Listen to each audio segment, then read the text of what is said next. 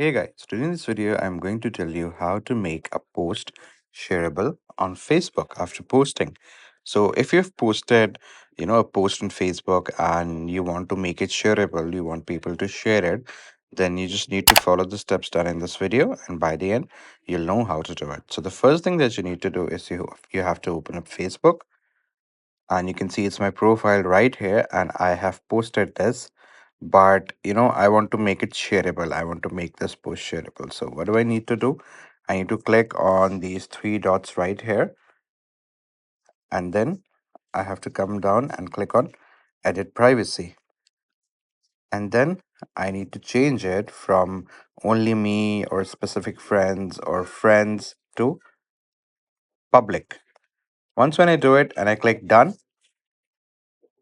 it will be converted to public, and then here you can see this logo that I have shared this with the entire public, and now anybody can share it if they want. So that's how you do it. So I hope this video was informative. Please do like the video and subscribe to the channel to see more content like this. I'll see you in the next one.